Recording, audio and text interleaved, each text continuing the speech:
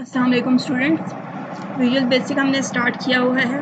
कल मैंने आपके बुक के चैप्टर्स की हेडिंग्स देखी है, तो मैं उसको थोड़ा डिस्कस करना चाह रही थी कि हम लोगों ने अभी तक जितना काम किया है, आपकी बुक में सेकंड चैप्टर है introduction to visual basics.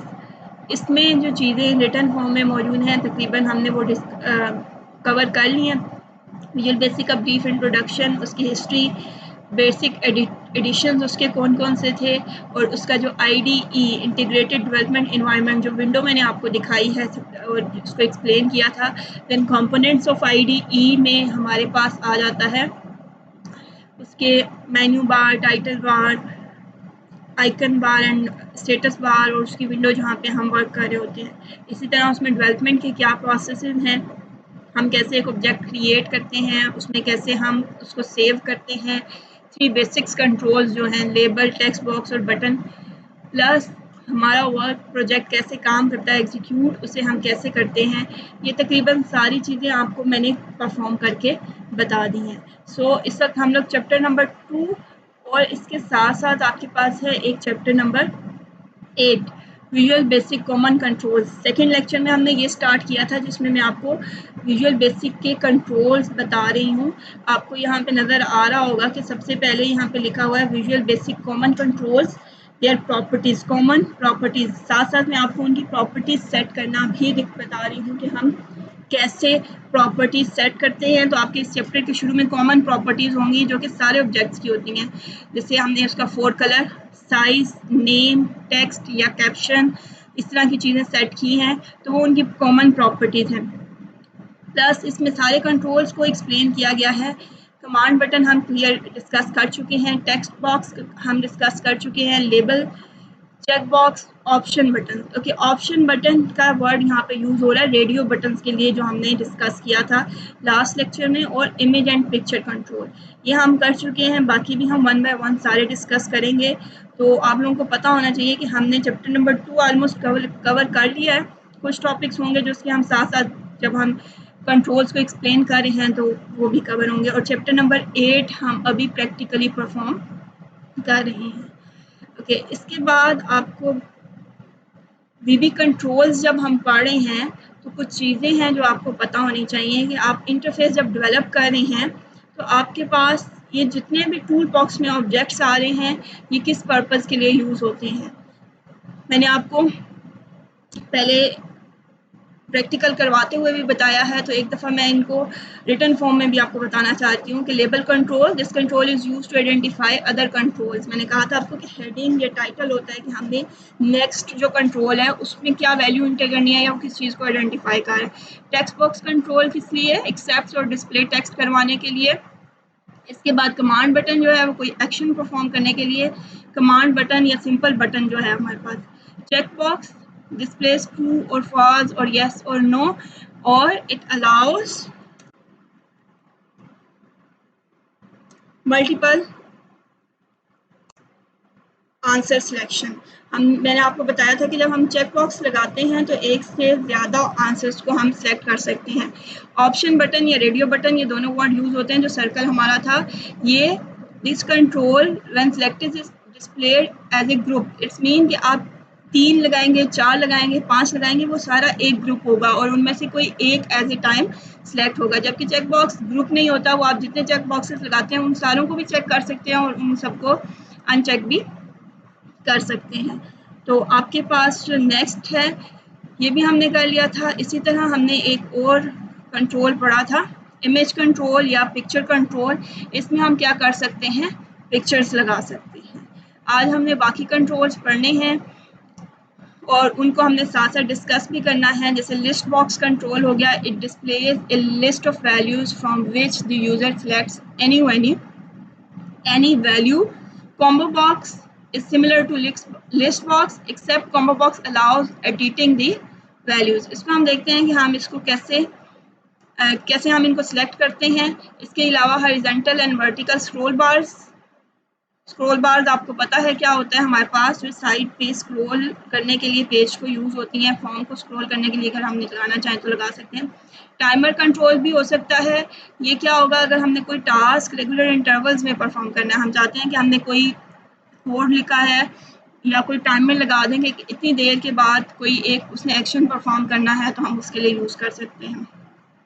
Okay, picture box और इमेज कंट्रोल ये दोनों ऑलमोस्ट सेम है। इनमें आप बिट मैप इमेज और इसमें आप पिक्चर्स लगा सकते हैं। शेप कंट्रोल है जो कि आप जिसके थ्रू लाइंस ड्रा कर सकते हैं, स्क्वायर, सर्कल्स, ट्रायंगल्स और डिफरेंट शेप्स। फ्रेम कंट्रोल जो है ये क्यों यूज़ होता है, बेसिकली बॉक्स बनाता है या फ्रेम ग्रुप करने के लिए किसी वैल्यू को हम यूज़ करते हैं। आज हम इन्हीं को डिस्कस करते हैं। एक दफ़ा मैं आपको यहाँ पे पिक्चर भी दिखा दूँ कि हमारे पास जो आपको एक कंट्रोल बॉक्स नज़र आता है उसमें ये सबसे पहले पॉइंटर होता है।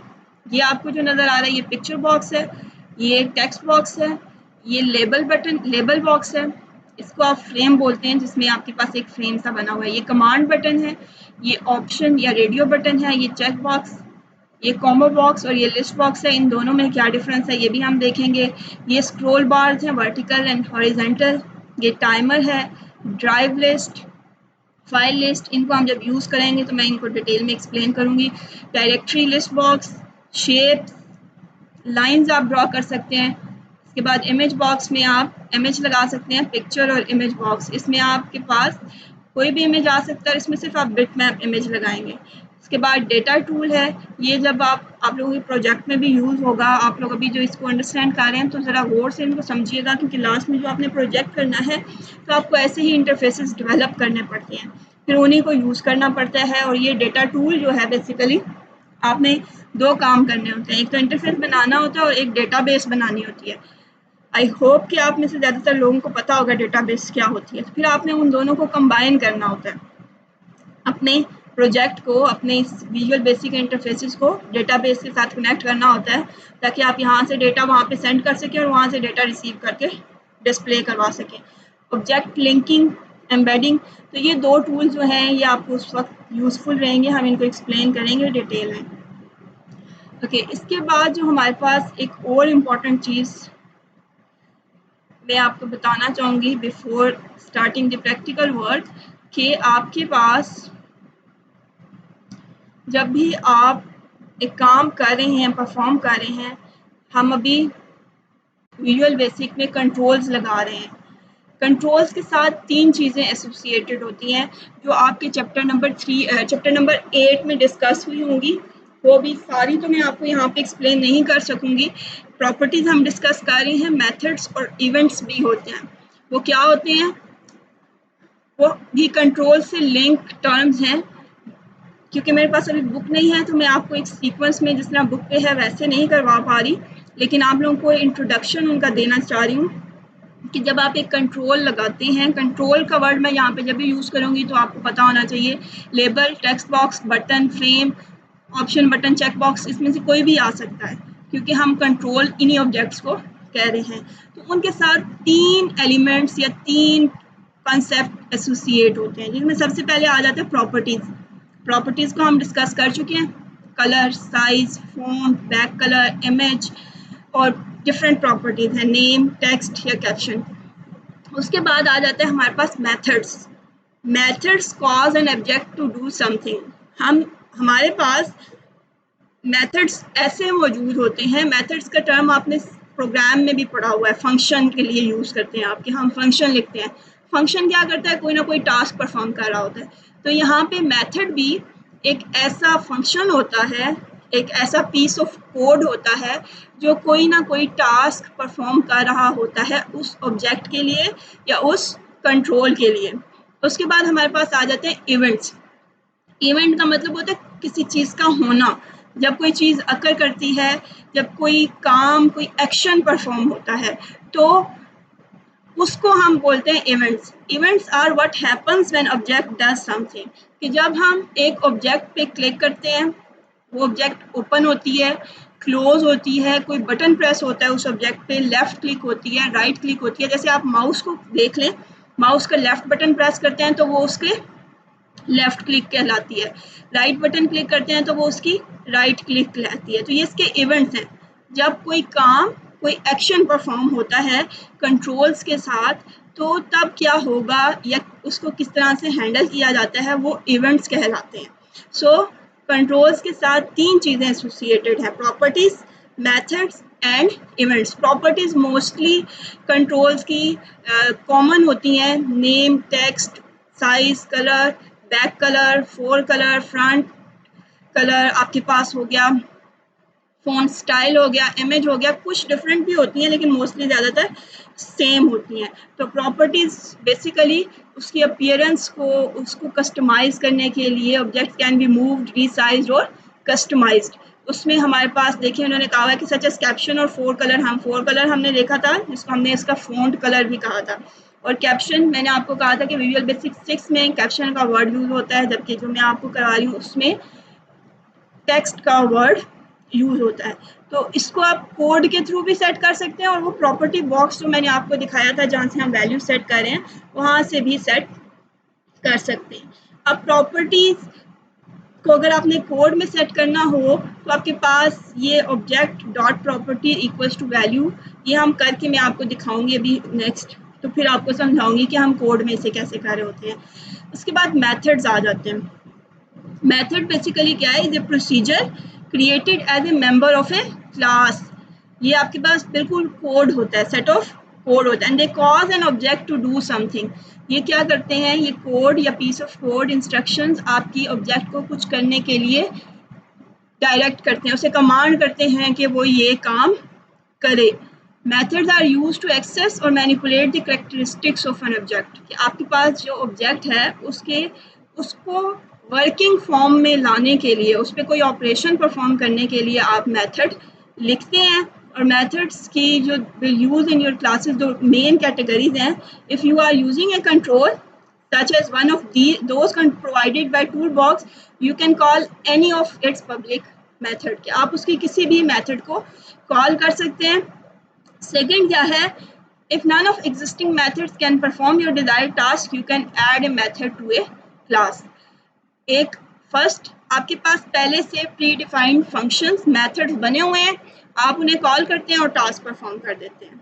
सेकंड क्या है, अगर कोई ऐसा मेथड आपकी सॉफ्टवेयर में मौजूद नहीं है, आप कोई और काम करवाना चाहते हैं उस कंट्रोल से, जैसे आप बटन पे क्लिक करें तो क्लोज होना चाहिए, ओपन होना चाहिए, तो वो बटन अगर आपके पास ऑलरेडी उसमें मौजूद नहीं है मेथड, कल जैसे मैंने एक छोटा सा कोड लिखा था मी डॉट क्लोज, वो मेथड था जो फॉर्म को क्लोज कर रहा था, तो वो पहले से मौजूद पब्लिक मेथड था जिसे मैंने यूज़ कर लिया था कि बटन पे क्लिक करूं तो उसे क्लोज कर दो। अब अगर मैंने कोई मैसेज प्रिंट करवाना है तो उसके लिए मेथड पहले से मौजूद नहीं होगा बटन के साथ, तो वो मैं खुद से भी लिख सकती हूँ। जैसे उन्होंने यहाँ पे एक छोटी सी एग्जांपल दी हुई है जो हम कोड में सीखेंगे। फिलहाल इतना ही कि मेथड एक ऐसा प्रॉपर्टी है या करेक्टरिस्टिक है उसका कि हम इसके थ्रू अपनी ऑब्जेक्ट से कोई काम करवा सकते हैं। इसके बाद हमारे पास आ जाते हैं इवेंट्स। इवेंट्स क्या है, an event is a signal that informs an application that something important has occurred. When a user clicks a control on a form, the form can raise a click event and call a procedure that handles the event। कि जब कोई action perform होता है तो वो एक signal generate कर देता है जो हमारे एप्लीकेशन को बता देता है कि ये कोई खास काम हुआ है, इसको इंटरप्रेट करो और इसमें जो एक्शन परफॉर्म करने को कहा गया है वो परफॉर्म करो। और उन्होंने एग्जांपल वही दी है कि जब हम माउस को क्लिक करते हैं तो हमारे पास स्क्रीन पे कोई रिजल्ट उसका शो हो रहा है, आप राइट क्लिक करते हैं तो वैसे ही मेन्यू बार आपके पास एक आ जाती है, अपीयर हो जाती है। लाइक ये देखिए मैंने राइट क्लिक किया है तो राइट क्लिक एक इवेंट था जिसको उसने इंटरप्रेट करके उसका आंसर, मेरे एक्शन को उसने इंटरप्रेट करके उसके आंसर में ये शो कर दिया। तो इसी तरह हम जो कंट्रोल्स लगाते हैं उनके साथ हम अपने इवेंट्स भी डिफाइन कर सकते हैं कि अगर इस पर मैं लेफ़्ट क्लिक करूं तो क्या काम परफॉर्म करे, राइट क्लिक करूं तो क्या करे, और कुछ कंट्रोल्स के स्पेसिफिक इवेंट्स भी मौजूद हैं आपकी बुक में। जब हम वहाँ से करेंगे तो हम उन्हें डिटेल में पढ़ेंगे। ओके, ये तो तीन चीज़ें आप लोगों को पता होनी चाहिए कि एक कंट्रोल्स के साथ तीन चीज़ें एसोसिएटेड होती हैं, उसकी प्रॉपर्टीज़, उसके मेथड्स, उसके इवेंट्स। प्रॉपर्टीज़ में आ जाता है उसको डिस्क्राइब किस तरह से किया है हमने, उसकी अपीयरेंस, उसको कस्टमाइज कैसे किया, उसका नेम, उसका कलर। मेथड्स में आ जाता है ऐसा फंक्शन, ऐसा पीस ऑफ कोड जो उसको कोई काम टास्क परफॉर्म करने को कहता है, और इवेंट्स में आ जाता है जो इंडिकेट करता है कोई एक्शन जो परफॉर्म होता है। जब हम इवेंट के कंट्रोल पे कोई एक्शन परफॉर्म करते हैं तो वो उसको आइडेंटिफाई करता है और उस टास्क को परफॉर्म करता है, हमारी एक्शन को इंटरप्रेट करता है कि हमने क्या एक्शन परफॉर्म किया है और उसके रिजल्ट में क्या आंसर हमें देना है। ओके, अब अगर मैं अपने विजुअल बेसिक इंटरफेस पे आऊँ, ये फॉर्म हमने कल एक क्रिएट किया था। ओके, प्रॉपर्टीज, अभी जैसे कि मैंने आपको बताया कि ये हमारे पास प्रॉपर्टी बॉक्स है। फिर ये प्रॉपर्टी बॉक्स है, मैं फॉर्म को ही सिलेक्ट करती हूँ। अभी हमने पढ़ा कि हम प्रॉपर्टीज में कैप्शन या वैल्यूज को चेंज करते हैं। मैंने आपको यहाँ से ये फॉर्म, स्टूडेंट फॉर्म चेंज करना बताया था कि यहाँ पे प्रॉपर्टीज में जाके हम यहाँ पे टेक्स्ट इसका चेंज कर सकते हैं। अभी आपको कोड फॉर्म में भी मैं बता देती हूँ कि अगर मैं इस पर क्लिक करती हूँ, आप कोड कैसे एंटर करते हैं मैं दोबारा से आपको बताऊँ। आप जिस ऑब्जेक्ट के पीछे आपने कोड एंटर करना होता है, किसी भी ऑब्जेक्ट के पीछे, मैंने आप फॉर्म पे करना है तो मैं फॉर्म पे डबल क्लिक करूँगी। जब फॉर्म पे मैंने डबल क्लिक किया है तो मेरे पास एक कोड विंडो ओपन हो गई है। ये आपको नज़र आ रहा होगा, पब्लिक क्लास एसटीडी फॉर्म। और अगर आपको याद हो तो ये हमने फॉर्म का नेम रखा था कि हमारे फॉर्म का नेम क्या है, एसटीडी फॉर्म, और उसके ऊपर जो टेक्स्ट अपीयर हो रहा था उसको मैंने क्या कहा था, स्टूडेंट फॉर्म। तो ये स्टूडेंट फॉर्म का एक फंक्शन हमारे पास पहले से बना हुआ आपके पास आ रहा होता है, हमें इसे खुद से एक्सप्लेन ज़्यादा नहीं करना पड़ता। तो अब इसमें क्या है कि मैं अगर इसका हेडिंग जो टेक्स्ट है वो चेंज करना चाहूँ तो आपने क्या सेंटेक्स अभी हमने पीछे देखा था कि ऑब्जेक्ट का नाम, ऑब्जेक्ट हमारी क्या है, स्टूडेंट फॉर्म, ऑब्जेक्ट का नाम क्या है, एसटीडी फॉर्म। तो मैं यहाँ पे लिखूंगी एसटीडी, आपको वो ऑप्शंस भी दे रहा होता है। ये देखिए मेरे पास ऑप्शन आ गई है जो मैंने क्रिएट किया, एसटीडी फॉर्म डॉट, अब उसका कलर भी चेंज हो गया, लेकिन मैंने क्या करना है, उसकी टेक्स्ट की प्रॉपर्टी चेंज करनी है। वहाँ पे कैप्शन लिखा हुआ था क्योंकि VB6 में कैप्शन यूज होता है, और यहाँ पे क्या है, टेक्स्ट। तो मैंने क्या करना है, उसके टेक्स्ट को चेंज करना है, टेक्स्ट इक्वल्स टू, मैं यहाँ पे कोई भी टेक्स्ट लिख देती हूँ, इक्वल्स टू स्टूडेंट फॉर्म है तो मैं इसको एसटीडी फॉर्म ही कह देती हूँ। यहाँ पे भी, वहाँ पे मैंने स्टूडेंट की फुल स्पेलिंग लिखे हुए थे, और मैं इसको एंटर कर देती हूँ। ओके, यहाँ पे ये क्या एरर दे रहा है,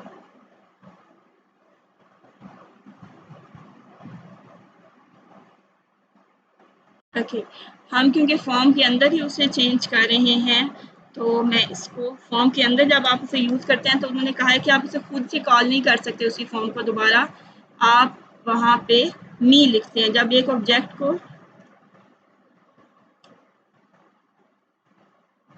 तो क्या एरर नहीं आया, क्योंकि मैं फॉर्म की क्लास के अंदर ही उसको यूज़ कर रही थी, तो मैं इसको खुद से कॉल नहीं कर सकती कि मैं स्टूडेंट फॉर्म में स्टूडेंट फॉर्म को ही कॉल करूँ।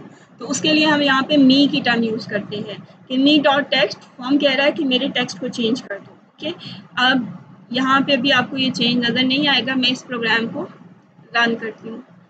मैंने जब इस प्रोग्राम को रन किया है तो ये विंडो अगर मैं आपको दिखाऊँ, ये आपको नज़र आ रहा होगा, इसकी हेडिंग पे क्या आ गया, एसटीडी फॉर्म।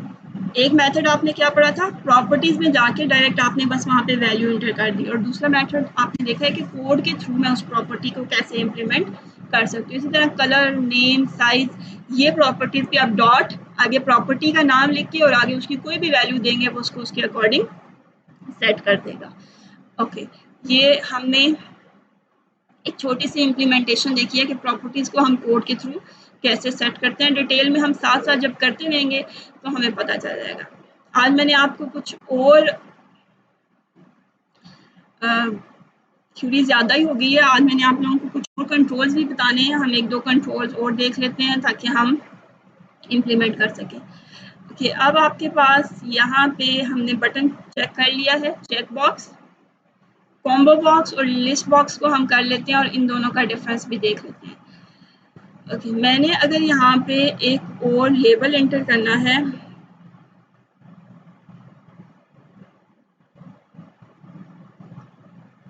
जो कि है रिलेटेड टू सिटी, हम स्टूडेंट से उसकी सिटी के बारे में अगर इंफॉर्मेशन लेना चाह रहे हैं तो उसकी सिटी कौन सी है। अब एक मेथड ये है कि यूज़र खुद से टेक्स्ट बॉक्स लगा दें, वो इंटर करें अपनी सिटी का नाम, और दूसरा मेथड क्या है हमारे पास कि हम उसको लिस्ट प्रोवाइड कर दें जिसमें से उसने सिलेक्ट करना है। तो मैं यहाँ पे एक कॉम्बो बॉक्स ड्रॉ कर देती हूँ। जब मैं यहाँ पे एक कॉम्बो बॉक्स ड्रॉ कर देती हूँ तो आपके पास ये एक ड्रॉप डाउन लिस्ट होती है जिसमें हमने वैल्यूज़ इंटर करनी होती है। ये यहाँ पे आपको ड्रॉप डाउन नज़र नहीं आएगी। आप इसकी प्रॉपर्टीज़ में चेक करें तो आपके पास सबसे पहले इसका नेम है कॉम्बो बॉक्स 1। इसी तरह इसका कलर है जो मेन इम्पॉर्टेंट हमारे पास बैक कलर है, फ़ॉन्ट है, इसका फ़ॉन्ट कलर है, 4 कलर है, और एक इम्पॉर्टेंट प्रॉपर्टी इसकी होती है आइटम्स के। यूज़र को कौन कौन से आइटम्स नज़र आने चाहिए जिसमें से उसने सेलेक्ट करना है। इसके टेक्स्ट में अगर आप कुछ लिखना चाहते हैं तो जैसे मैं यहाँ पे लिख देती हूँ सिलेक्ट सिटी। आपके पास अगर आपने कभी ऑनलाइन फॉर्म फिल किए हों तो इस तरह से लिखा हुआ आ रहा होता है कि सिलेक्ट सिटी, और नीचे पूरी एक लिस्ट आपके पास अवेलेबल होती है। ओके, अब कलेक्शन में आइटम्स में जाके आप इसमें आइटम इंटर कर सकते हैं। Enter the string in the collection 1 पर लाइन। एक लाइन में जो आप इंटर करेंगे वो उसका एक आइटम होगा। मैं आपको इसको एग्जीक्यूट करके दिखा देती हूँ। दिखा रही हूँ। रावलपिंडी, इस्लामाबाद,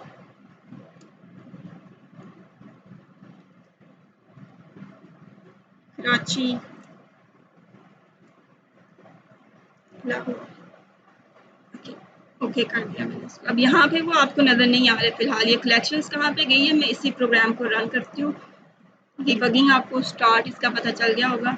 अब ये देखिए, अब ये आपके पास एक फॉर्म आया है, उसमें क्या लिखा हुआ है सिटी, और आगे क्या लिखा हुआ है सिलेक्ट सिटी। जब मैं इस एरो पे क्लिक करूँगी तो वो सारी सिटीज़ आ गई हैं जिनको मैंने सिलेक्ट किया हुआ था। मैं कोई भी एक सिलेक्ट करूँगी तो अब देखिए वो यहाँ पे आ गई। ये है हमारे पास कॉम्बो बॉक्स जिसमें आप एक ड्रॉप डाउन लिस्ट प्रोवाइड करते हैं। ड्रॉप डाउन इसलिए कहते हैं क्योंकि जब आप इस पर क्लिक करते हैं तो वो लिस्ट नीचे ड्रॉप डाउन में अपीयर हो जाती है। उसमें से जो वैल्यू आप सिलेक्ट करेंगे वो इस बॉक्स के अंदर आपको नज़र आ जाएगी। तो इसको हम बोलते हैं कॉम्बो बॉक्स। अब सेकंड जो मैं आपको बता रही थी वो था हमारे पास कि मैं एक और लेबल एंटर कर देती हूँ यहाँ पे, और इस लेबल में हम यूज़र से वैल्यू ले लेते हैं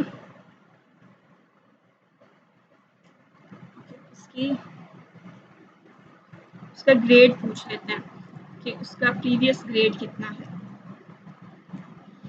ओके, कि वो हमें अपना ग्रेड बताए। तो यहाँ पे मैं कॉम्बो बॉक्स के साथ जो हमारे पास दूसरी ऑप्शन होती है लिस्ट बॉक्स की, वो ड्रॉ कर देती हूँ।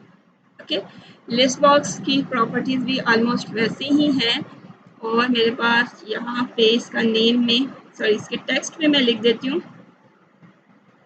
ओके, इसमें टेक्स्ट नहीं आ रहा, वो क्यों नहीं आ रहा मैं आपको बताती हूँ।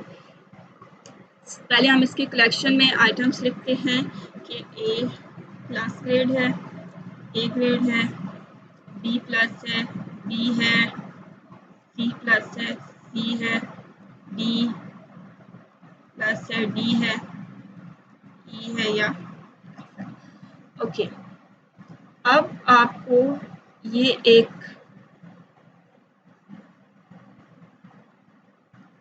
पूरी लिस्ट अपीयर हो रही है। इसमें अब आपके पास एक टेक्स्ट बॉक्स, इसमें एक टेक्स्ट बॉक्स था, उसके साथ एक एरो बटन था, ड्रॉप डाउन लिस्ट थी, आप जो सिलेक्ट करते थे वो टेक्स्ट बॉक्स में आ जाता था। ये पूरी एक लिस्ट है जिसमें सारी ऑप्शंस आपके पास at the same time appear हो रही हैं। आप इसका जितना साइज रखेंगे वो अपीयर होगा, बाकी आपके पास स्क्रॉल बार आ जाएगी, और इसमें से जो आप सिलेक्ट कर लेंगे वो इसकी वैल्यू बन जाएगी। मैं इसको अगर आपको रन करके भी दिखाऊं।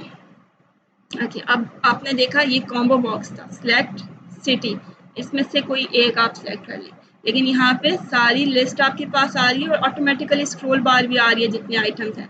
इसमें से आप जो सिलेक्ट करेंगे वो आपके पास इसकी वैल्यू हो जाएगी। B+ को आपने सेलेक्ट किया हुआ है तो वो इसकी ऑटोमेटिकली वैल्यू हो जाएगी, हमें पता चल जाएगा कि यूज़र ने क्या वैल्यू सिलेक्ट की है। तो ये कॉम्बो बॉक्स और लिस्ट बॉक्स ऑलमोस्ट वर्किंग इनकी सेम होती है, लेकिन इनकी अपीयरेंस डिफरेंट होती है। उसमें लिस्ट नज़र नहीं आ रही होती, हाइड होती है, हम क्लिक करके उसे विजिबल कर लेते हैं, जबकि इसमें पूरी लिस्ट हमारे पास नज़र आ रही होती है। तो बेस्ट ऑप्शन जो होता है वो हमारे पास कॉम्बो बॉक्स होता है, क्योंकि ये लेस स्पेस जो है वो लेता है।